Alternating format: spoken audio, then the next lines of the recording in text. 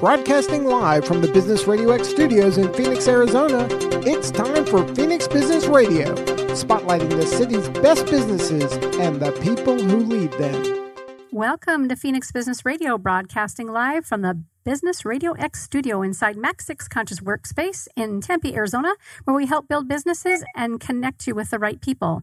I'm your host and Phoenix Business RadioX studio CEO Karen Nowicki, and I am very excited about this long-anticipated conversation with Arizona Association of Economic Development. And today we have President Mignonne Hollis, an advisory board member and previous guest, Russ Yelton. Welcome to the show, both of you. Thank you. Thank you. Yes. Thrilled to have you. And I say long awaited because we had to make a couple different changes on dates and times. And we always love when we can reschedule and make sure that we have a chance to shine the spotlight in your direction. And Russ, you've been on with us a couple of times. I remember, I think it was Jody Lowe's show the first time you and I connected. And that's been, I want to say 3 years, maybe? Yeah, it has been. It has been great to reconnect, and thanks again for having us. Very excited to be here. My pleasure. And Russ, when you had posted that you were an advisory board member for the AAED, did I do that correctly? I think I did. Yes, Arizona Association of Economic Development. I reached out and said, congratulations, of course, and when are you going to come be on a show with us and talk about that? So we're thrilled that you're here. Let's get our listeners caught up. Either one of you both can jump in. Let's just talk a little bit about who is the AAED, how long have you been around, and what is the purpose and the mission? Well, good morning. And again, thank you for this opportunity. I'm so glad we were able to reschedule and, get on the call. And all of us working remotely always provides an extra challenge, but we just know that we can do it. That is the AAED way, too. So AAED is the Arizona Association for Economic Development. Our organization has been around for a long time. We underwent some changes about 15 years ago, name change, new mission. It's an exciting time to be part of our organization. I'm the incoming president. And as soon as I was tapped as president, I get to name my advisory board. And of course, I picked my good friend, Russ, to serve alongside. For the first time in AAED history, we have a strategic plan. So that was one of the first things. Yeah, this is one of the very first things. So we have that spelled out clearly, our vision, our mission, and our values. So we're really excited to talk about those today. Really good. And that's surprising that an organization didn't have that in place prior, not making that wrong. But, with as many shows we've done with organizations and business owners, we find that consistently those that have those structures and systems in place and that beacon, right, that lighthouse, the greater success they can have. And I know Russ would nod and, and agree to that. Excellent. And you said you've been around a long time. I want to say 1974 is what I think I remember seeing. Is that right? Yes, that is correct. That is very correct. And it's been interesting. When I came on board, we started doing, when I got into the executive committee, we started doing some just strategic planning. And we all thought we had a strategic plan, right? So we're digging through our papers and we're like, we have these goals, we have this. So we had bits and pieces, but we could never find a concrete strategic plan. So we're like, okay, this is the very first thing that we're going to do. And it is just very exciting for us to have it as an organization. It's easier, I should say, to do a strategic plan when you've had history with an organization because you already know where you've been, right? So it makes that roadmap a lot easier. It's interesting you share that. I'm on the board for Treasures for Teachers and have been for, I think it's going on 4 years now. And we've been going through those same growing pains. I don't know what to call it, but the organization has been around for over 10 years. And when we we need to go back to that beacon, that lighthouse, and we need to make sure we're on target, on track. Then we go through the files and we're like, hey, where, what version is the most recent version, right? And that right. Sort of thing. So, and where are our benchmarks and where are we? And so we're like, this time we're going to do things differently. And, we had Joyce Grossman, saw us through some terrific times, got us fiscally sound, and we're very appreciative of her time. And then she's left the organization. We've brought on Carrie Kelly as our new executive director. And so this was just a perfect time for us to bring everything new to the table.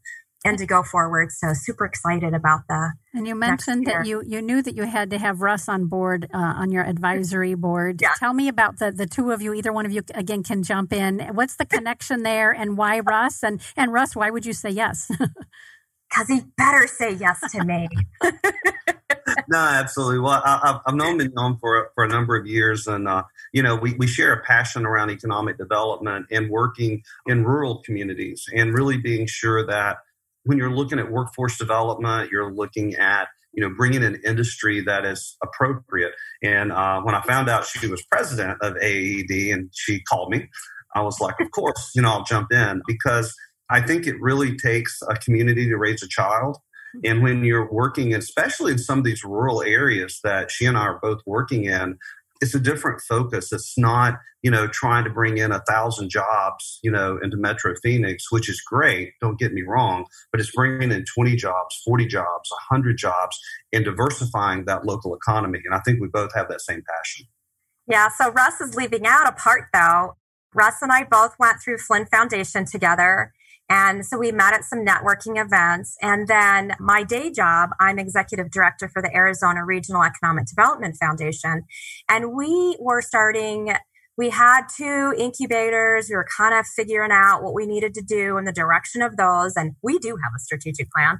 And so we were trying to figure out, how do we do next steps, and how do I convey to my board members the importance of this? And so I asked Russ to come down and to lead us in our strategic planning of our 2 buildings that we own and operate as incubators. And so Russ came down and really helped provide assistance and direction to us at that time. So Russ and I have a long history of working together. So this was the perfect time for us to share our passions together. I love hearing this, and I didn't realize that the focus, at least the current focus, is on our rural communities. To Russ's point, we have a lot of attention on growth here in the Metro Phoenix area, which is fantastic, and we're a large state, right? So I love to hear that. Can you back up, either one of you, and tell us a little bit about the Flynn Foundation? I'm not familiar.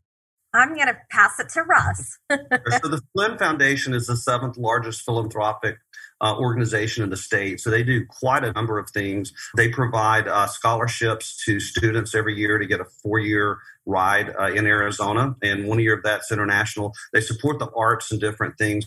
But the program that we participated in was the Flynn Brown program. And so the goal was to build state leadership and people to be on boards, provide direction. So it was 3.5 months. So every Friday, every Saturday, full days of intense discussion of everything from prisons to schools to roads to infrastructure to the state budget. And the goal is at the end that you know enough about these different things that we all don't think about all the time. I mean, I never thought about prisons. I never realized how many private prisons we have, and I never realized what the impact is. I never realized how far behind we are on infrastructure for our roads and our bridges. We are 20 years behind, and nobody ever talks about these things. So kind of the fun thing was the class was extremely diverse.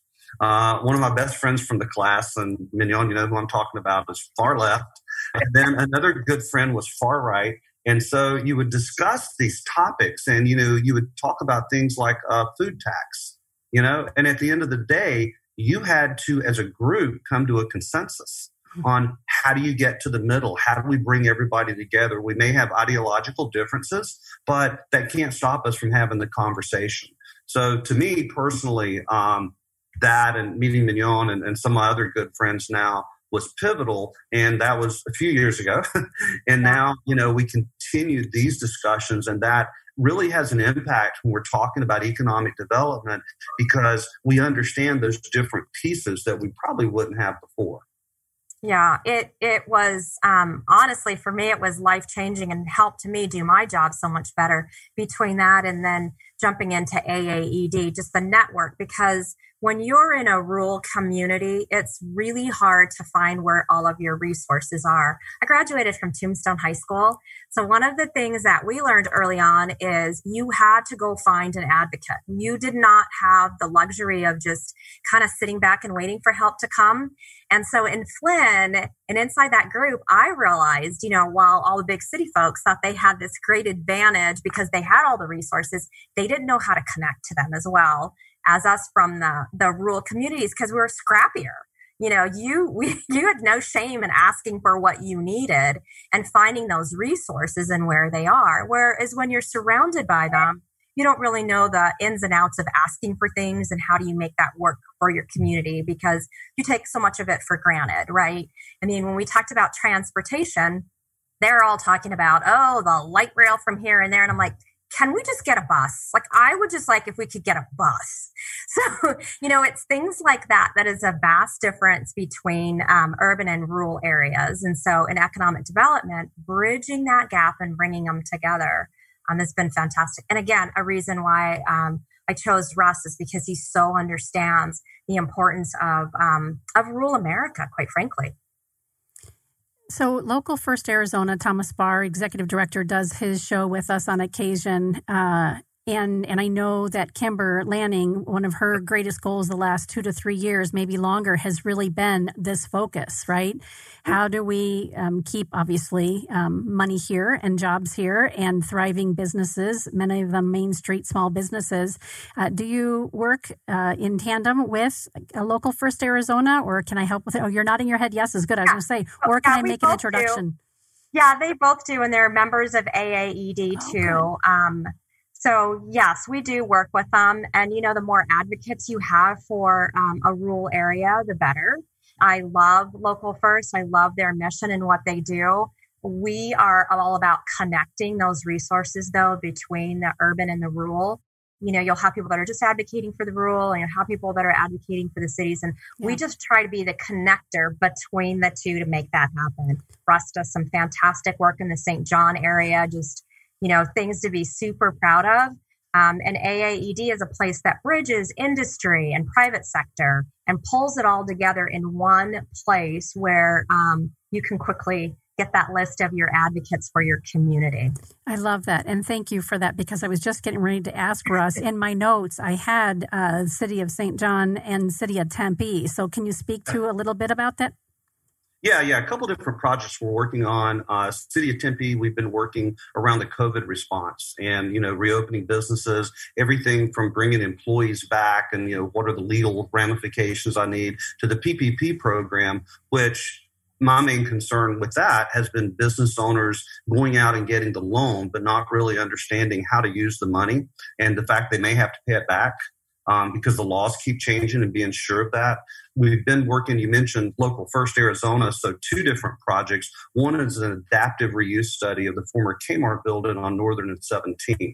So 112,000 square foot building where we're looking at a food innovation center coming in. We're looking at ghost kitchens, commercial products. Our initial study has suggested we turn it into a workforce training center. So we're working with WestMac, NAU, ASU, GCU. How do we put within a community the ability to go from a simple, training air conditioning program to a master's degree? And we put it there, but we also want to do a food emphasis with that. So Kimber Lanning and I have been talking frequently about that. The other project that you mentioned up in St. John's has been very interesting. So about a year and a half ago, I received a call from the economic development director in Springerville that said, we need to save our hospital. And I'm like, okay, I'm not sure I know how to do that. What do we do? But I know Russ. That means I'm going to figure it out. Anything. Well, it just led to 20 other things. So we, we started discussions looking at research centers with our universities, not only our, usual state universities, but Midwestern University as well, who does animal clinical trials. We were about 6 months into the study and we realized it just was not going to be a fit. We just couldn't make it fit within that. So I had to tell the community, this is a no-go. And so the county reached out and said, would you look at St. John's? Well, most people don't even know where St. John's is. So it's 15 minutes from the New Mexico border. It's the county seat of Apache County. Apache County is the 3rd poorest county in the United States. So it's rural communities, tribes. If you live in St. John's, there's no grocery store. So if you want to go get groceries, you drive 45 minutes or you shop at the dollar store. And we all know what they sell, right? And so it's no surprise, unfortunately, 2 reports we've looked at state that 42.5% of children in Apache County are malnourished. And so there's a huge need around nutrition. So we redirected our focus to St. John's. We've been working with the University of Arizona extremely closely, NAU, Midwestern as well. And now what we're looking at with the Economic Development Administration, which I've used in my past incubators, they've given us the green light to move forward on an application. So this isn't done yet, but on a beef processing center, because there's so many ranches up there and they're shipping these all over the place. U of A we're working with, they have a meat lab to come in, not only assist in designing and running the facility, but they have an entire nutritional department we're working with to work on a nutritional program for rural communities. So how do we educate? How do we distribute? How do we look at this? In addition, I didn't know that they even have a retail program. So they're looking at retail food programs and how do we do this? And with Local First Arizona, we're working with Kimber and her team. They just gave us a support letter that we would appreciate for our grant to model a food kitchen. So we want to do a food kitchen in conjunction with the processing center, not only for local foods, but what we refer to as hard food products that we can sell on QVC, we can get in Bashes, we can get in Whole Foods, so they can export that. Additionally, EDA gave us the nod for something that I've never seen before, to potentially put a grocery co-op in the incubator. So they would actually, because they understand the need on nutrition is so vast, that they would let us potentially do that as well. And then we're working with CEI, one of the incubators I created in the state, to do the incubation component. So anyway, so we have 4 different components we're working on. We're very excited. He's just a rock star. I mean, is there anything, I think we should just spend some time once just asking Russ, what is it that you haven't done? Is there anything, Russ, really? Just 3 things that you haven't done, Russ. That is a good interview question for you. I love it. And you appear to me, and we don't know each other well, but you appear to me to be that guy. And somebody said it the other day when I brought your name up. It might have been Kyle McIntosh here at Mac 6. That guy who just doesn't stop, right? That next opportunity is out there. And even if it isn't there sitting waiting for you, you're out there creating it like you've just described. And of course, we're greatly appreciative of everything that you've done on behalf of the state and businesses. So much like you mentioned, Mignonne, that what you guys do at the AAED is to connect people, right, with rural and urban communities in a very different way. That's what I do here at Business RadioX. So I would be remiss if I didn't ask if you've tapped into the Arizona Technology Council. I know, Russ, you and I've talked about Steve Zylstra and that crew. Oh, yeah. Are you actively working with them? Because Steve does his show. I'm co-hosting it by myself because he's on vacation this week. But can we help strengthen that as well, or is it already in place? So here's the thing. I work with him and that organization in my day job, right? Good. For AAED, what we've really been doing is expanding and strengthening our pillars. And our 3 pillars are educate, advocate, and collaborate. And so one of the things that I said, and I was talking to Russ about my vision and where I want it to go for the year, because Russ is also one of my best friends. And so I'm very lucky. And so I was saying my vision, and then Russ kind of put it together so succinctly. He said, so what you're really saying is that this is the year you want everyone to be comfortable with being uncomfortable. So that's what I say at every meeting. Okay, what are we doing to be uncomfortable today? And so one of those things is looking to see where our membership has been and where are the gaps, right? We have our typical, I looked at a breakout of our members to see where they were. And clearly we're missing some industries. Clearly we're missing some circles. And so the tech park was one. Banking industry was another. And so we're actively pursuing those industries this year so that, we're looking around, and I don't want you to know the people on your left and your right. I want you to be bringing in new people. So that is an excellent point that you bring. And that's part of what we're trying to do under our Collaborate. I was on a call right before this one, looking at some things that we're going to do completely different. And who are we bringing in for our speakers bank? I said, I know we always use our members, and that is fantastic. But if we can invite people to speak that aren't members and start to show them the value of our organization, they will quickly become members. I love that you're sharing this. I just had a conversation with Jeremy who is co-leading the Conscious Capitalism Arizona chapter since Scott McIntosh kind of stepped away and left it in our hands, right? And we had a very similar conversation. They used to be a location sponsor for Phoenix Business Radio here at MAC 6, and they're coming back on board, which I'm very excited about. And we're creating a show with that in mind, like how do we keep current members in touch with each other, especially now that we're not doing the typical networking or lunch and learns or evening networking groups, that sort of thing. And how do we make those new introductions? Because that's really where we can catapult what we're doing into the stratosphere. I love that you're on the same page with that with us.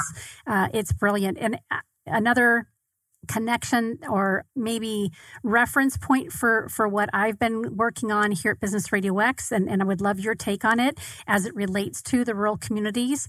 We've been doing a racism in small business and the arts series since George Floyd's murder, and it's been phenomenal. And one of the things, Karen Loomis with No Moss Brands, she's a dear friend. She came to me and said, "Can we have a conversation about this and a show?" And at that point, we thought we would just do one. Thomas Barr was one of our guests. Camilla Ross, who operates a nonprofit theater up in Sedona, was another guest. Karen and myself and my friend Dre Dulas was on with us as well with Dulas Consulting.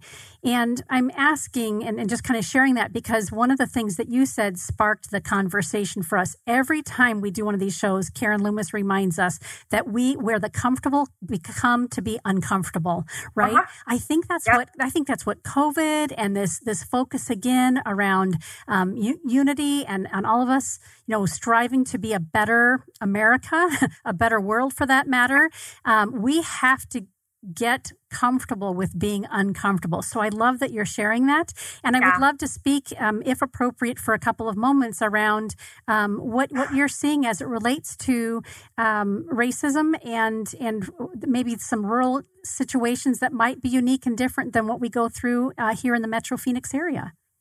A tough question and one I was not prepared for. I'm never looking to stump anybody, and it's really okay to say, So it's interesting. I'm one always for opportunities. And when things do get uncomfortable, it's like my time to shine because I sort of have lived in uncomfortableness.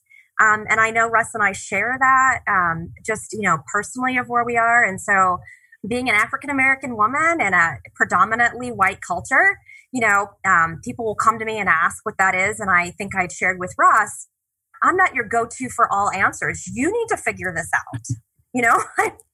I can't speak for an entire race. I can speak for myself. I can speak for how it's been for me. I can speak to my experiences. And so for me, almost it's given me a platform for a time for me to say, hey, when we went to this and that, this is how you treated me. And this is how I saw that. And again, Russ and I've had some very open, honest conversations about what that looks like. And, for somebody else to say, oh, they were just being flirtatious or they were just trying to, be cute. No, it wasn't cute. It was racism right in your face for me. And so just creating that awareness again for people is super important, I think. Yep. I think for the most part, people don't want to be mean. That's how they were raised. That's what they're doing. They're doing kind of the best they can. But creating that awareness around race and around diversity. And so again, in AAED, that's been the big thing. I said, comfortable with being uncomfortable. You all look the same. Let's get some more of it. What group is missing? And it doesn't mean that it's just by race, right? It can be by anything. I don't want anybody to be the same in the room. So I don't know if that really answers your question. That's exactly what I was looking for. Just what is what on your heart and in your mind and the roles that you serve, what shows up for you, as I mentioned, that this is a series that we're doing. That it's ideal. Russ, anything to add to that? Doing that? Yeah, and I think, too, if you look at urban, it doesn't matter, right? We all have our people we run with, right, who look like us, think like us. And, in the rural sections, we don't have the diversity sometimes, right? But it doesn't mean that they don't embrace it. But this is an opportunity for us to actually have a conversation about what it actually looks like. And I would argue when you're looking at economic development and you look at a rural community, you want to bring in industry, you want to bring in this, well, you're bringing in diversity. Right? It's coming and you better get ready for it. Yeah. You can't do things the way you've always done. So, people have different opinions about Confederate monuments, blah, blah, blah. But you know what? We're having the conversation. So I think that's positive. And at the end of the day, we can agree to disagree on some of these things, but there's certain things we can't agree to disagree on, that we have to say, that's wrong. We can't do that. And we've just got to wake up and be. And it's kind of strange for me in, 2020 to be having this conversation in some ways, because it's like, wow. Really? But, you also have to respect where people are on the spectrum of having the conversation and just be open to it. I think something that I tell people, so my mom is German and my dad's African American. When my parents got married, their marriage was still illegal in 13 states. Mm-hmm. So I tell people that, and I say, this is still in our lifetime. So, Russ, when you say 2020, we're still having this conversation. In some ways, yes. But in some ways, I'm like, still in our lifetime, these marriages were illegal. And so where are we going and what are we doing? So when I point that out, and then they're like, whoa, I didn't really stop and think about that. Again, it's a chance to have the conversations. But what I don't want to see happen is that we have the conversation and we move on like nothing ever happened. And we forget that we had that conversation and that we're going to put something to action. I'm going to tell you about something that I think I might have shared with Russ that we have discovered in the Douglas community. There's lots of, PPP loans. There's the SBA loans that are happening for businesses. We have a whole population of people that do not qualify for those because they are not U.S. citizens. They're here on a work visa. They're here legally in the country, but they are not U.S. citizens, and there isn't any assistance for them. So they can't get bank loans. Again, they can't access any of that because they're not U.S. citizens. So I'm starting to have those conversations with our elected officials too, and saying, you know what, they make up a big portion of our economy here. What are we doing as economic developers? What are we doing as United States citizens as part of an economy to help these businesses and provide resources to them? Yeah, and I know Steve at the Tech Council for a number of years, because I've traveled to meet our delegation in Washington with them, have talked about the need for work visas, right? And that we need, and we need that. And as long as it's managed, it's something from an economic development standpoint, it doesn't do us any good to bring in the industries if we don't have the workforce. Right. We just had that conversation, Steve and I, on the AZ TechCast show last month. So it's been about 4 weeks because we're having it on Friday. And we were fortunate to have all three presidents of the state universities on with us for that segment. And it was a phenomenal conversation. And I love that both of you have spoken to this a couple of times, that anybody could Google, I'll say Google, or go ask a friend who's well informed as to what some organization, some business, even our elected officials are working on behalf of the state. And it's almost guaranteed that someone, some entity, some group is working on some aspect of what we're doing. But it's those conversations that have to happen amongst multiple groups. So I love that what you guys are doing at the AAED is just that. How do we bridge those gaps? Where do we find the holes? How do we fill them? Who needs to be on board? What introductions do we need to make? And let's keep these conversations alive and moving forward on behalf of our entire state. Yeah. And to that point too, is sometimes you have to be the leader, and sometimes it's okay to advocate and let somebody else lead and you be the follower behind, and trying to figure out who's the best driver for to be the leader. And so one of the things that it always, I think, contributed to some of my successes is I go and find my polar opposites, and so I find the old white man, if I'm allowed to say that on radio. You are allowed to say that on this radio. But that's who I go to find. I go to find my polar opposite, sell him on my idea, and then let him advocate for me. And so it's just, and that's a tip I give you. Find your opposite. And you convince them, they'll convince their friends. Because it's really hard for me to sell a room that I'm not welcome into in the first place. So I need somebody to open the door for me. Russ, thoughts about that?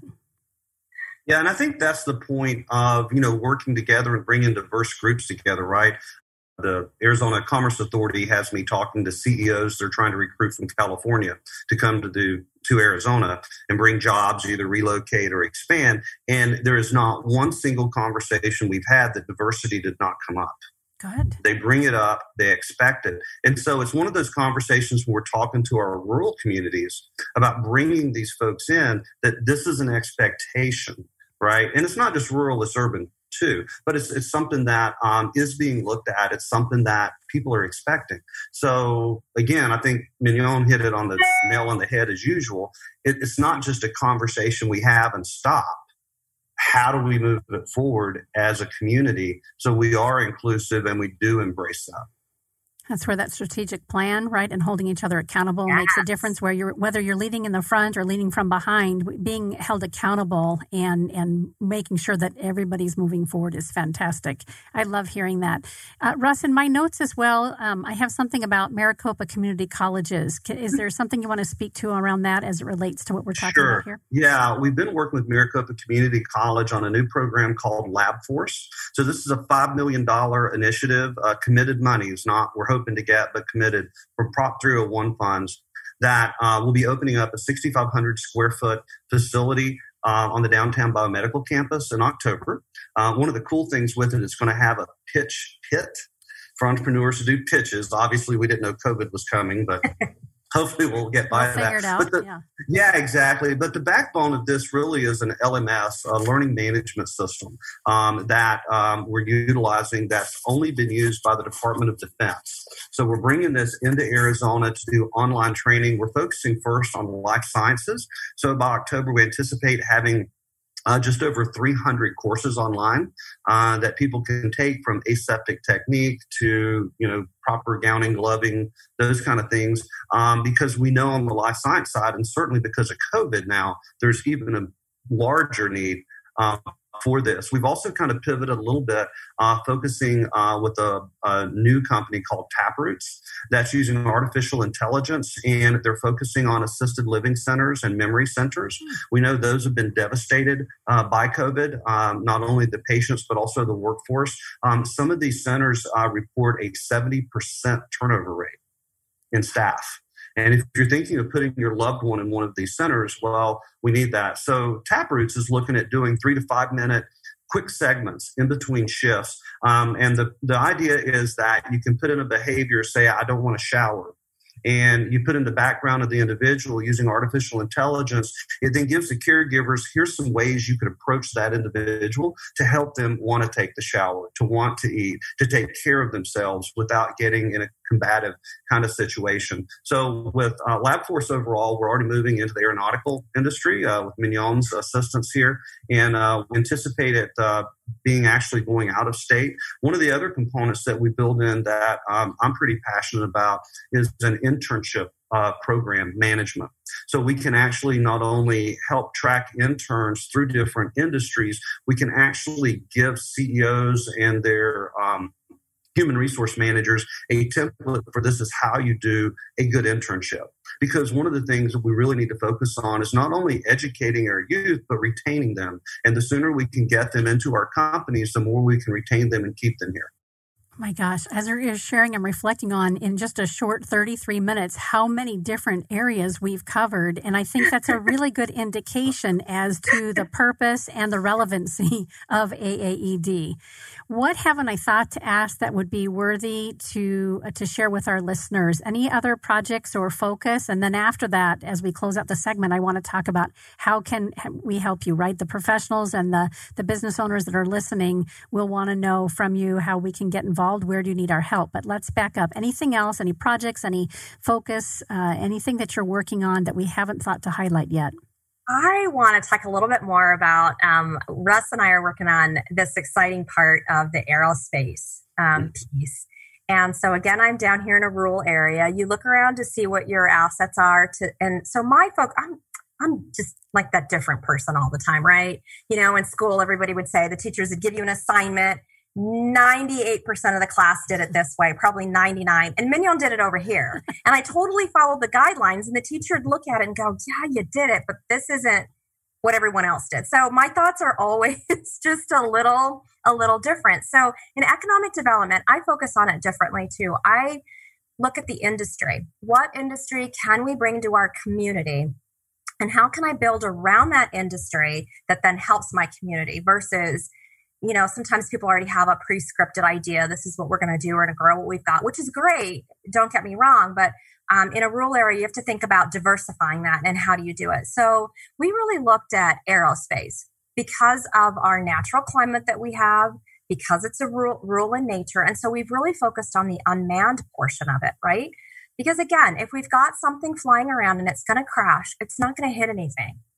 Chances are we don't have the dense population. And so we have created a test site that we manage at Benson Airport. And we have a partnership with ASU. And then, of course, we're working on our partnership with CEI. We're working in conjunction as we move forward. CEI is Center for Entrepreneurial Innovation. Oh, okay, of course. Did I get that right? Sorry, yes. Russ. You got it. Yeah, that's one of the incubators I helped create. Yes, I should have known that. I just wanted to make sure I had it. And so we're creating a center, the Uas Center of Innovation at the Benson Airport. And we're creating an entire ecosystem around that. So it's not just the testing of UASs, but it's also the entrepreneurs that are wanting to go into that industry. And how do we support them? How do we mentor them? How do we get them started? And because it's an emerging market, it makes it a little bit more difficult to do that. But it's been quite exciting. We are the recipients of a Nist Grant, which is the National Institute of Standards and Testing, I think. Let's get that one wrong. But we're having a major event next year in April, a week-long competition around their technology. And so we have, I think, 30 teams of 20 people, of 4 people per team coming out and testing their technology at the Benson Airport. And then we just want to be able to establish that ecosystem that we're keeping these companies then in the state of Arizona with Russ's help.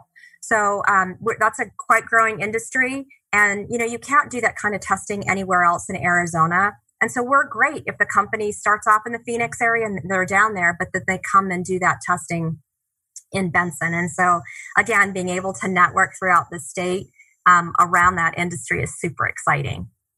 Yeah, and I'd like just to comment on that too. I mean, that's the idea of connecting the rural communities, right, to our metros. I was recruited to Flagstaff in 2009 to run the Northern Arizona Center for Entrepreneurship and Technology. And the first thing I heard was the great state of Maricopa. It's like, we're left out. And it's like, well, that doesn't make any sense because there's these resources here.